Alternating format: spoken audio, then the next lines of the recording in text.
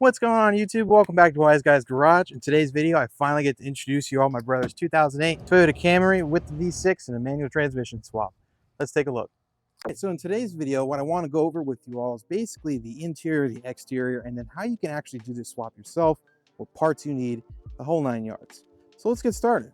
So as you can see, these seats are definitely not stock. They're from a 2007 Toyota Aurion. Basically, all we did is you took the SE seat, took the black leather off that this car originally was equipped with, swapped over the red stuff from the Aurion, and it worked pretty dang good. Now, the front seat, they had a little bit of tweaking that we had to do to the foam. You can see right by the seat where you get in on the bottom where it's black. That part was a little bit smaller than the ones that are on the TRD.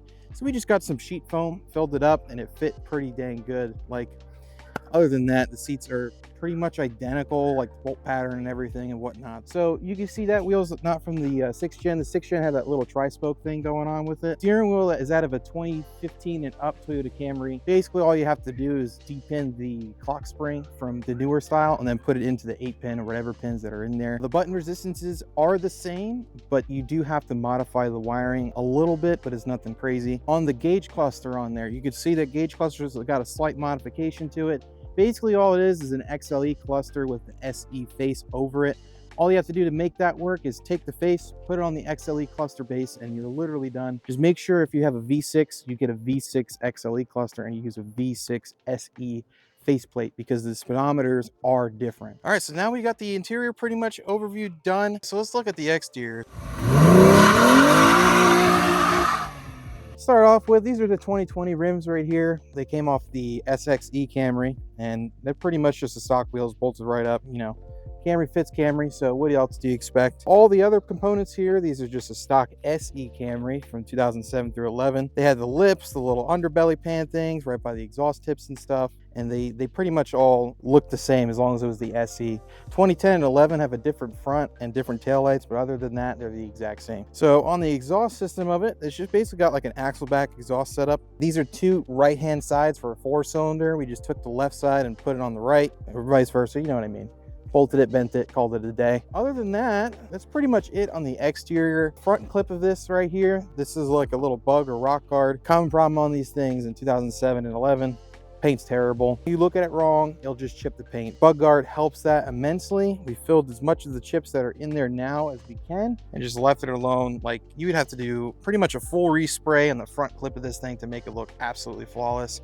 But it looks pretty good the way it is now, so we just don't want to touch it at this point. All right, let's take it for a quick spin.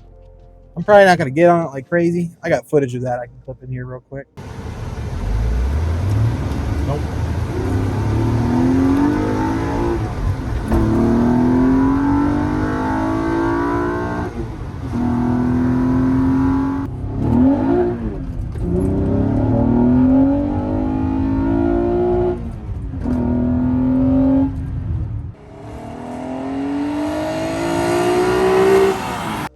Car around the block, I mean, it's a Toyota Camry, man. They're very comfortable to begin with. It usually gets actually really good miles per gallon. You could easily obtain the mid to high 30s on the highway with the 5-speed manual, but everything shifts great, works exactly how it should from the factory. There's one thing that you have to do unless you get the ECU tuned. It has something to do with the cruise control. So if I were to put the cruise control on and the car thinks it's in neutral, it messes with the variable valve timing tables if you have it in drive with the transmission code.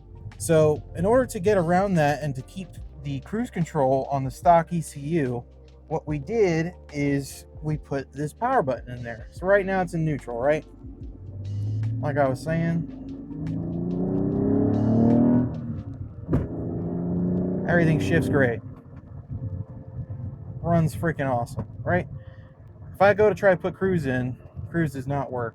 But if you look at the gauges, when I press this button here, it goes into drive, and now cruise control works. That was our way around it, and you can check his codes. I got that right here on the radio. The only codes that you have when you do the manual transmission swap should involve the speed sensor and the transmission code. And that should pretty much be it. So if you have anything else, you got issues. But yeah, other than that, like if you were to get into this car and if you've driven a factory manual transmission Toyota Camry, the only difference that you would feel since he's got that aftermarket clutch is the pedal's a little bit stiffer. Having that spring that comes off the pedal just helps it be a lot less stiff, and it feels fantastic. He's got no pulls, nothing, you know? All right, so this is the part a lot of you all have been waiting for. This is exactly how you could do this swap on any of the Gen 6 Camrys from 2006-ish to 2011. All right, so let's talk about the mounts first. You're gonna wanna swap this mount and then the front mount itself and then the transmission mount itself from a 4-cylinder Camry. You can buy them on AutoZone, Rock Auto, Facebook Marketplace, steal them like somebody's catalytic converter. Just, you gotta get them from somewhere. This thing right here is shorter for a reason. The 4 cylinders on these cars in this chassis sit pretty much straight up. The V6, since it's a V and it's a little bit wider, has to sit on an angle. And they adjusted that with the mount there and then the transmission mount on the side, as well as this piece. So if you saw the V6 mount on these cars, this is pretty much what they look like.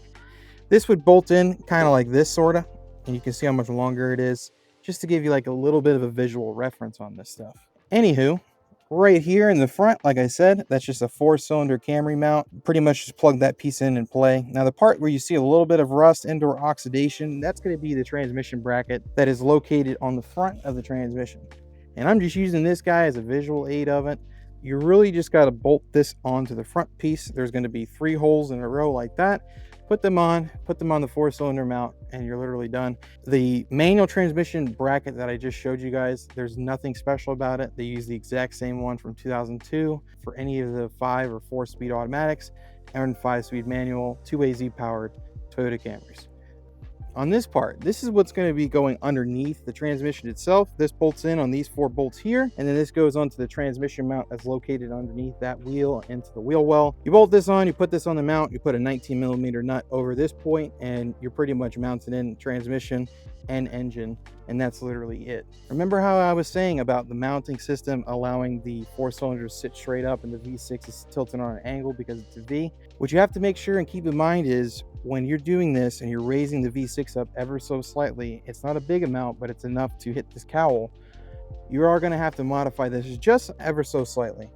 This piece right here, we literally just took it out, dented it in with a hammer, gave it enough space so when this thing torques around, it has enough room for it to move around and it doesn't hit that ring guard or cowl is what I'm going to be calling it. Other than that, with the mounting system, that's literally it. Now for axles, stock U660 V6 automatic transmission axles work perfectly. They're correct length, they bolt right in, they have the same splines, and you don't even have to worry about the carrier bearing for the U660 and the E351 because the stock one that comes on this car bolts up to the 5-speed absolutely perfectly. So it's literally just a matter of removing the axles and putting them right back into the 5-speed. So clutch pressure plate, you're obviously going to need something like that. I'm just using this one as a visual aid. It's literally just a S54 one that I got with the crap MR2 that I got sitting in the background over there. You can get Frankenstein Motorworks' flywheel if you have any specific questions. He's got a whole breakdown video on flywheels and clutches. Anything for the MR2 with the clutch and flywheel related, apply to this video and the 2GR swap in these cars. Go check out his video first if you want to learn anything more about that stuff. Center console cover. This is unobtainium. This one looks like shit, but we're not throwing it away because, again, super hard to come by. Good luck finding one of these used. They do exist out there. A lot of searching, but you can come across them. All right. More important part to be worried about are these guys right here. It's going to be the shift cable and the shifter itself. Shifter, you're going to need one from a Gen 5 or Gen 6 Camry. If you're doing a Gen 6 Camry, I recommend getting one from a Gen 6 Camry, just due to the fact that the Gen 5 sits flat, the Gen 6 sits on an angle, and it does adjust where that shifter goes. So keep that in mind, all right? Cables. I can confirm cables from a 2002 to 2009 Toyota Camry, as long as it was manual transmission, do work. The 2010 and 11 ones do not work with the 5-speed. They are slightly longer, so keep that in mind too. I don't know about the Solera. I can confirm the TC cables do not work. All right. These are probably going to be the most expensive part that you guys are going to have to pay for in order to make this swap happen. You really want to make sure if you can find them used, definitely do that. But if you have to chuck out for new ones, make sure you get them from those years. All right. Same thing with the pedal. These guys are really rare. Now, I have a buddy in Puerto Rico that did this swap earlier. He used a pedal from a 2002 to 2006 one in the Gen 6 and it worked, but it sits ever so slightly different and this spring's a little bit softer, so the pedal is a little bit harder to press. Other than that, it's the same thing. You're going to need one of these. Cable itself, you don't have to modify your e-brake cables. You remove the cable that leads from this point in the center console, remove it out to where the pedal is located at now, bolt these two pieces that are there, you can't miss them, onto this part, bolt this onto the side of the what would you call it, like transmission cowl or, you know, drive shaft, center console spot, okay? Put those here onto that piece and you're good to go. This right here is going to be another necessary component that you need to grab.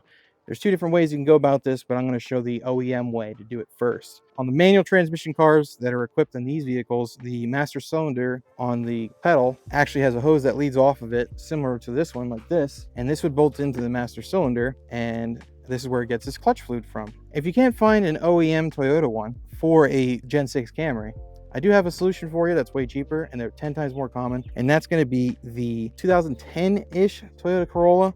You literally just cut the heated sealed nipple thing that's right here, cut that off, put the hose on it, you're literally done. Now, if you don't want to swap your master cylinder, there is another option. Let's take a look at the engine bay real quick. 1998, 2002 Ford Ranger. This is what we did.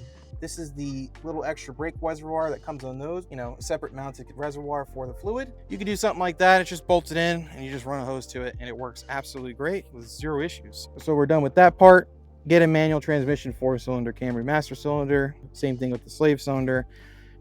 Brake lines, you know, just make your own brake lines. You don't need the fancy ones for the 4-cylinder, like, because you're going to spend an arm and a leg on them. Swap in ones that, you know, reach. Get a soft line that leads off from the master cylinder, bolt that to the subframe or the frame rail. There is a bolt there. Put that in and you're done with the brake lines. Just make sure it leads onto a soft line, because when the engine actuates, it has some flex to do so. That should give you a general idea on how to do the swap. And if you have any specific questions on how to do any of that stuff, or like what other separate parts you need or anything like that, just leave a comment down below and I'll try to answer them as soon as I can. Other than that, that should be pretty much it, guys. Make sure you leave a like, comment, subscribe, and I'll see you in the next one.